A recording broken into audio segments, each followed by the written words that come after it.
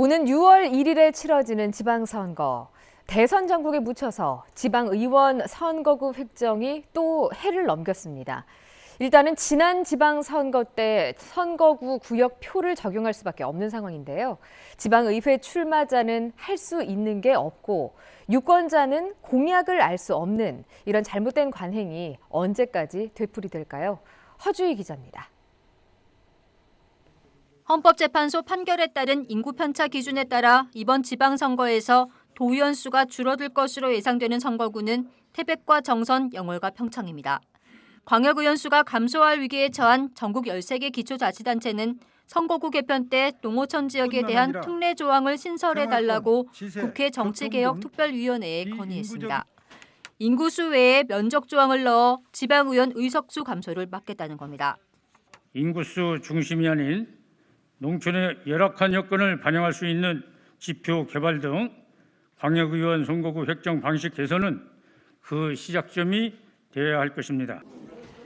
광역의원 의석수가 늘어나는 춘천과 원주, 강릉 지역 6개 선거구도 혼란스럽긴 마찬가지입니다. 국회에서 지난해 12월 1일로 정해진 선거구 획정 시한을 넘기면서 지방의원들의 출마 지역 범위가 달라질 수 있기 때문입니다. 이 때문에 후보자들은 선거운동을 제대로 할 수도 없고 공약도 세울 수가 없습니다. 예전 같은 경우에는 태계동 효자 2동이었습니다. 근데 지금은 또 어떻게 그게 나눠질지도 모르겠고 그냥 관망하고 있는 수밖에 없습니다. 이 같은 병폐는 이번만이 아닙니다. 지난 2010년 지방선거 때부터 선거구는 모두 2, 3월이 돼서야 확정됐습니다. 예비후보 등록기간인데 선거구가 바뀌면서 출마 지역도 다시 변경해야 하는 등 혼란이 생기는 상황이 반복되고 있습니다. 선거구가 획정되기 전까지는 종전의 선거구를 기준으로 선거 사무를 처리합니다.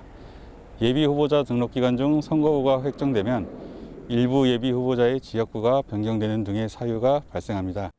대선을 앞두고 여야 정치권은 젊은 층 표심 확보를 위한 법 개정은 신속하게 처리하면서 고3도 국회의원이 될 수 있고 고1부터는 정당에도 가입할 수 있게 됐습니다.